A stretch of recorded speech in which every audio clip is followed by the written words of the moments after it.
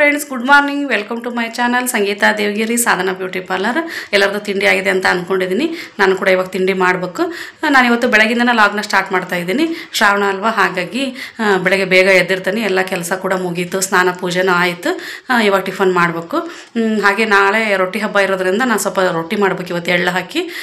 ಮತ್ತು ನಾಡಿದ್ದು ಹಬ್ಬಕ್ಕೂ ಕೂಡ ರೊಟ್ಟಿ ಬೇಕು. ಉಸುಳಿ ಎಲ್ಲ ಮಾಡಿರ್ತೇವಲ್ವ, ಹಾಗಾಗಿ ನಾಡಿದ್ದು ಹಬ್ಬಕ್ಕೂ ಕೂಡ ರೊಟ್ಟಿ ಬೇಕು.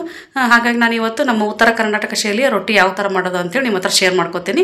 ಕೊನೆಯವರೆಗೂ ವಿಡಿಯೋ ನೋಡ್ರಿ, ಎಲ್ಲೂ ಸ್ಕಿಪ್ ಮಾಡದೆ. ಹಾಗೆ ನನ್ನ ಚಾನಲ್ಗೆ ಸಪೋರ್ಟ್ ಮಾಡಿ.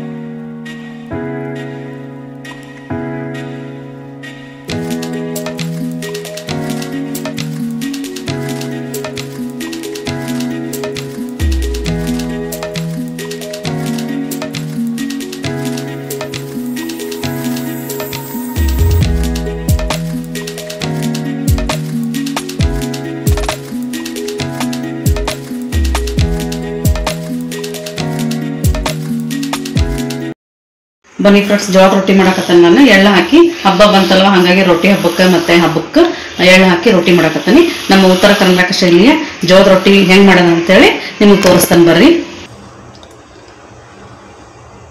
ನೋಡ್ರಿ, ಈಗ ರೊಟ್ಟಿ ಮಾಡಲಿಕ್ಕೆ ಜಿಗಿಟ್ ಮಾಡ್ಕೋಬೇಕಲ್ವ, ಹಂಗಾಗಿ ನೀರು ಕಾಯಕ್ಕೆ ಇಟ್ಕೊಂಡಾನೆ. ಇದಕ್ಕೆ ಸ್ವಲ್ಪ ನೀರಿಗೆ ಉಪ್ಪು ಹಾಕ್ಯಂತಾನೆ. ನಾನು ಸ್ವಲ್ಪ ಉಪ್ಪು ಹಾಕಿ ರೊಟ್ಟಿ ಟೇಸ್ಟ್ ಅನ್ನಿಸ್ತವು. ಇದು ನೀರು ಇವಾಗ ಚೆನ್ನಾಗಿ ಕುದಿಬೇಕು. ಕುದ್ಮೇಲೆ ನಾವು ಹಿಟ್ಟಾಕಿ ಜಿಗಿಟ್ ಮಾಡ್ಕೋಬೇಕು. ನೋಡ್ರಿ, ನೀರು ಚೆನ್ನಾಗಿ ಕುದಿಯಕತ್ತೈತಿ. ಇವಾಗ ನಾನು ಮಧ್ಯೆ ಹಿಟ್ಟು ಹಾಕೊಂತದನಿ. ಗ್ಯಾಸ್ ಮೀಡಿಯಮ್ ಆಗಿ ಸ್ಲೋ ಆಗಿ ಇಟ್ಕೋಬೇಕು. ನೋಡ್ರಿ, ಈ ಥರ ಹಿಟ್ಟು ಹಾಕೊಂತದನಿ ಮಧ್ಯೆ.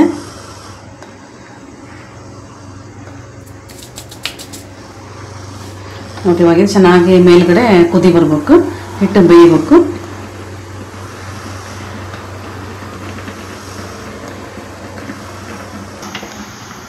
ನೋಡ್ರಿ, ಈ ಥರ ಹಿಟ್ಟು ಕುದಿ ಬಂದಮೇಲೆ ಈ ಥರ ಜಿಗಿಟ್ ಮಾಡ್ಕೋಬೇಕು. ಈ ಥರ ಜಿಗಿಟ್ ಮಾಡ್ಕೊಂಡು ರೊಟ್ಟಿ ಮಾಡಿದ್ರೆ ಹರಿಯಂಗಿಲ್ಲ, ತುಂಬ ಚೆನ್ನಾಗಿ ಬರ್ತಾವೆ.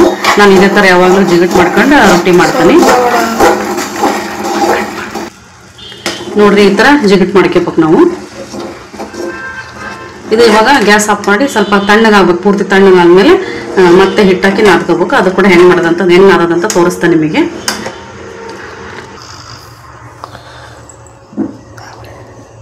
ನೋಡ್ರಿ, ಜಿಗಿಟ್ ರೆಡಿ ಆಗೈತಿ. ಇದಕ್ಕೆ ನಾನು ಇವಾಗ ಮೇಲ್ಗಡೆ ಹಿಟ್ಟು ಹಾಕತ್ತೀನಿ. ನೋಡ್ರಿ, ಈ ಥರ ಹಿಟ್ಟು ಹಾಕ್ಕೊಂಡು ನೀಟಾಗಿ ನಾದ್ಕೋಬೇಕು, ಗಟ್ಟಿಯಾಗಿ ನಾದ್ಕೋಬೇಕು.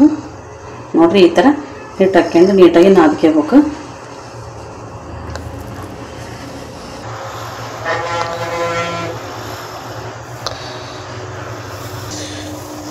ನೀಟಾಗಿ ಮೇಲ್ಗಡೆ ಹಿಟ್ಟು ಹಾಕ್ಕೊಂಡು ನೀಟಾಗಿ ನಾದ್ಕೋಬೇಕು. ಸ್ವಲ್ಪ ನೀರು ಹಾಕೊಂತ ಈ ಥರ ನಾದ್ಕೋಬೇಕು. ನೋಡ್ರಿ, ಗಟ್ಟಿಯಾಗಿ ನಾದ್ಕೋಬೇಕು ಇದನ್ನು. ನೋಡ್ರಿ, ಈ ಥರ ನಾದ್ಕೋಬೇಕು ಹಿಟ್ಟನ್ನು ಗಟ್ಟಿಯಾಗಿ. ನಿಮ್ಗೆ ಎಷ್ಟು ಬೇಕು ಸ್ವಲ್ಪ ಗಟ್ಟಿ ನಾದ್ಕೊಂಡ್ರೆ ಉದ್ದಕ್ಕೆ ಹರಿಯಲ್ಲ. ನೋಡ್ರಿ, ಈ ಥರ ಹಿಟ್ಟನ್ನು ನಾದ್ಕೋಬೇಕು. ಇವಾಗ ಯಾವ ಥರ ಲಟ್ಟಿಸ್ಬೇಕು ಅನ್ನೋದನ್ನು ತೋರಿಸ್ತಾನೆ ನಿಮಗೆ. ನೋಡ್ರಿ, ಈ ಥರ ಹಿಟ್ಟು ತೊಗೋಬೇಕು ಇಷ್ಟ. ಇವಾಗ ಯಾವ ಥರ ಲಟ್ಸೋದು ಅಂತೇಳಿ ತೋರಿಸ್ತಾನೆ ನಿಮಗೆ. ನೋಡ್ರಿ, ಈ ಥರ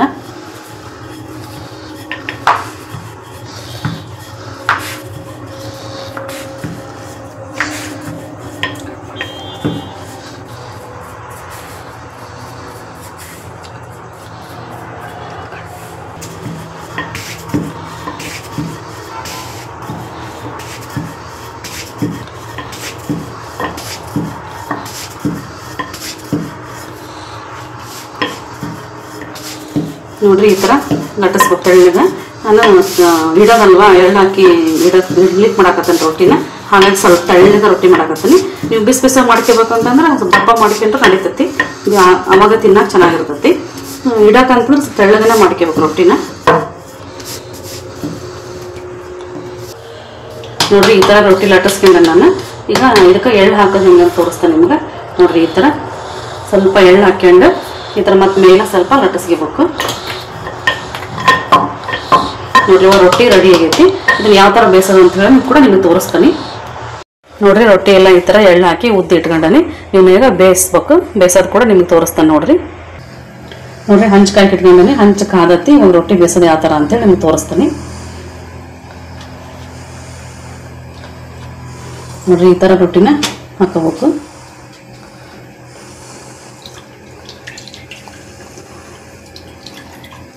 ನೋಡ್ರಿ ನೀರು ಹಚ್ಕೋಬೇಕು ರೊಟ್ಟಿ ಬೇಯಿಸ್ಲಿಕ್ಕೆ. ಪೂರ್ತಿ ಈ ಥರ ನೀರು ಕಾಟನ್ ಬಟ್ಟೆ ಇಟ್ಕೋಬೇಕು ಸಣ್ಣದು. ನೀರು ಈ ಥರ ಹಚ್ಕೋಬೇಕು.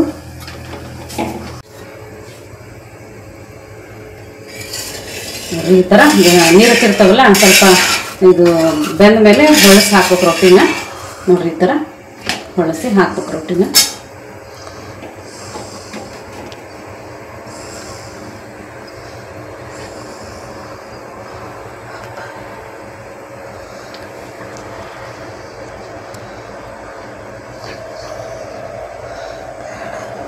ನೋಡ್ರಿ ಈ ಥರ ರೊಟ್ಟಿನ ಹೊಳಸಾಕಿಂದ ಈ ಥರ ಬೇಯಿಸ್ಬೇಕು. ನೀಟಾಗಿ ಈ ಥರ ಬೇಯಿಸ್ಬೇಕು. ಸೈಡಿಗೆಲ್ಲ ನೀಟಾಗಿ ಬೇಯಿಸ್ಬೇಕು ರೊಟ್ಟಿನ. ತುಂಬ ಚೆನ್ನಾಗಿರ್ತಾವೆ ಜೋಳ ರೊಟ್ಟಿ. ನಮ್ಮ ಕಡೆ ಎಲ್ಲ ಭಾಳ ತುಂಬ ಸ್ಪೆಷಲ್ ಇದು. ಡೈಲಿ ನಮ್ಮ ಕಡೆ ರೊಟ್ಟಿ ಬೇಕು. ಯಾವ್ದಾರ ಹಬ್ಬ ಬಂದ್ರಂದ್ರೆ ಈ ಥರ ನಾವು ಎಳ್ಳು ಹಾಕಿ ರೊಟ್ಟಿ ಮಾಡಿ ಇಟ್ಕೊತೀವಿ. ಏನಾಗಲ್ಲ, ಇದು ಒಂದು 15 ದಿನ ಮಾಡಿ ಇಟ್ಕೊಂಡ್ರೆ ಕಟಕ್ಕಾಯಿ ಒಣಸ್ಕೊಂಡು ಇಟ್ಕೊಂಡ್ಬಿಟ್ರೆ ರೊಟ್ಟಿ ಏನಾಗಂಗಿಲ್ಲ. ಚೆನ್ನಾಗಿರ್ತಾವೆ. ಕಾಳಿನ ಪಲ್ಯ ಜೊತೆಗೆ ಚೆನ್ನಾಗಿರ್ತಾವೆ. ರೊಟ್ಟಿ ಹಬ್ಬಕ್ಕೆ ಕಾಳಿನ ಪಲ್ಯ ಹಿಟ್ಟಿನ ಪಲ್ಯ ಎಲ್ಲ ಮಾಡಿರ್ತಾವಲ್ಲ ತುಂಬ ಟೇಸ್ಟ್ ಅನ್ನಿಸ್ತಾವೆ ರೊಟ್ಟಿ. ನೋಡ್ರಿ ಈ ಥರ ನೀಟಾಗಿ ಬೇಯಿಸ್ಕೋಬೇಕು. ಸೈಡಿಗೆಲ್ಲ ಹೊರಗೆಲ್ಲ ನೀಟಾಗಿ ಬೇಯಿಸ್ಕೋಬೇಕು. ನೋಡ್ರಿ ಎಷ್ಟು ತೆಳ್ಳಗಾಗೈತೆ ರೊಟ್ಟಿ. ನೋಡ್ರಿ ಜೋಳ ರೊಟ್ಟಿ ಇವಾಗ ರೆಡಿ ಆಯ್ತು. ಈ ಥರ ಎಲ್ಲ ರೊಟ್ಟಿನ ನಾವು ಬೇಯಿಸ್ಕೊಂತಾನೆ ಇವಾಗ. ನೋಡ್ರಿ ಎಲ್ಲ ರೊಟ್ಟಿನೂ ಈ ಥರ ಬೇಯಿಸ್ಕೊತಾ ಇದ್ದೀನಿ. ರೊಟ್ಟಿ ಮೊದಲೇ ಉದ್ದಿ ಇಟ್ಕೊಂಡಿದ್ನಲ್ವ, ಎಲ್ಲ ರೊಟ್ಟಿ ಉದ್ದಿ ಇಟ್ಕೊಂಡಿದ್ದೆ. ಇವಾಗ ನಾನು ಎಲ್ಲ ರೊಟ್ಟಿನೂ ಈ ಥರ ಬೇಯಿಸ್ಕೊತಾ ಇದ್ದೀನಿ. ನಮ್ಮ ಉತ್ತರ ಕರ್ನಾಟಕ ಶೈಲಿ ಜೋಳದ ರೊಟ್ಟಿ ಈ ಥರ ಆಗ್ತಾವೆ. ತುಂಬ ಟೇಸ್ಟ್ ಅನ್ನಿಸ್ತಾವೆ ರೊಟ್ಟಿ. ಆಮೇಲೆ ಚೆನ್ನಾಗಿರ್ತಾವೆ ರೊಟ್ಟಿ. ಎಲ್ಲ ಹಬ್ಬಕ್ಕೂ ಚೆನ್ನಾಗಿ ಅನ್ನಿಸ್ತದೆ ರೊಟ್ಟಿ. ದಿನ ನಮಗೆ ರೊಟ್ಟಿ ಬೇಕು. ಹಾಗಾಗಿ ನಾವು ಹಬ್ಬ ಏನಾದ್ರು ಬಂತಂತಂದರೆ ರೊಟ್ಟಿ ಮಾಡಿ ಇಟ್ಕೊತೀವಿ. ಅದರಲ್ಲಿ ಇವಾಗ ಶ್ರಾವಣ ಅಲ್ವಾ, ಶ್ರಾವಣದಲ್ಲಿ ಶುಕ್ರವಾರ ಮಂಗಳವಾರ ಆಮೇಲೆ ದೇವರ ವಾರದ ದಿನ ರೊಟ್ಟಿ ಮಾಡೋದಿಲ್ಲ. ಹಾಗಾಗಿ ನಾವು ರೊಟ್ಟಿನ ಈ ಥರ ಎಳ್ಳು ಹಾಕಿ ಮಾಡಿ ಇಟ್ಕೊಂಡಿರ್ತೀವಿ. ತುಂಬ ಎಳ್ಳು ಯಾಕಪ್ಪ ಹಾಕ್ತವೆ ಅಂತಂದ್ರೆ ಅದು ಎಳ್ಳು ಹಾಕೋದ್ರಿಂದ ರೊಟ್ಟಿ ಎಣ್ಣೆ ಅಂಶ ಎಲ್ಲ ಬಿಟ್ಟಿರುತ್ತಲ್ವ, ಹಾಗಾಗಿ ರೊಟ್ಟಿ ಕೆಡೋದಿಲ್ಲ, ಬೂಸ್ಟ್ ಬರೋದಿಲ್ಲ ರೊಟ್ಟಿ. ನೀಟಾಗಿ ಎಳ್ಳು ಹಾಕಿ ಕಟಕಾಗಿ ಬೇಯಿಸಿ ಸ್ವಲ್ಪ ಗಾಳಿ ಹಾಕಿ ಒಣಗಿಸಿ ಇಟ್ಕೊಂಡ್ಬಿಟ್ರೆ ನೀವು ಒಂದು ತಿಂಗಳಾದರೂ ರೊಟ್ಟಿ ಏನೋ ಹಾಳಾಗೋದಿಲ್ಲ, ಚೆನ್ನಾಗಿರ್ತಾವೆ ರೊಟ್ಟಿ. ಆಮೇಲೆ ಎಳ್ಳು ಆರೋಗ್ಯಕ್ಕೂ ಕೂಡ ಒಳ್ಳೆಯದಲ್ವ, ಹಾಗಾಗಿ ಎಳ್ಳು ಹಾಕಿ ರೊಟ್ಟಿ ಮಾಡಿರ್ತೀವಿ. ತುಂಬ ಚೆನ್ನಾಗಿ ಅನ್ನಿಸ್ತಾವೆ ರೊಟ್ಟಿ. ಆಮೇಲೆ ಈ ಥರ ರೊಟ್ಟಿ ಮಾಡಿ ಇಟ್ಕೊಂಡ್ರು ಕೂಡ ಕರದ ರೊಟ್ಟಿ ಅಂತ ಮಾಡ್ತಾರಲ್ವ, ಅದೇ ಥರ ರೊಟ್ಟಿನ ಇವನ್ನ ಕರದ ರೊಟ್ಟಿ ಥರ ಎಣ್ಣೆಲಿ ಕರೆದು ಆ ಥರನೂ ಮಾಡಿ ತಿಂದ್ರೂ ತುಂಬ ಟೇಸ್ಟ್ ಅನ್ನಿಸ್ತೈತಿ. ಈಗೆಲ್ಲ ಕರದ ರೊಟ್ಟಿ ಅಂತ ಫಂಕ್ಷನ್ ಎಲ್ಲ ಮಾಡಿರ್ತಾರೆ ನೋಡಿರಿ, ಆ ಥರ ಕರ್ಕೊಂಡು ತಿಂದ್ರೂ ತುಂಬ ಚೆನ್ನಾಗಿ ಅನಿಸ್ತೈತಿ ಎಣ್ಣೆಯಲ್ಲಿ. ನೋಡಿರಿ ನಮ್ಮ ಉತ್ತರ ಕರ್ನಾಟಕ ಶೈಲಿಯ ಜೋಳದ ರೊಟ್ಟಿ ವಿಡಿಯೋ ನಿಮಗೆ ಇಷ್ಟ ಆಗಿದ್ರೆ ನನ್ನ ಚಾನಲ್ಗೆ ಸಪೋರ್ಟ್ ಮಾಡಿ, ಸಬ್ಸ್ಕ್ರೈಬ್ ಮಾಡ್ಕೊಳ್ಳಿ. ಹಾಗೆ ಒಂದು ಲೈಕ್ ಕೊಡೋದನ್ನ ಮರಿಬೇಡಿ. Thank you friends.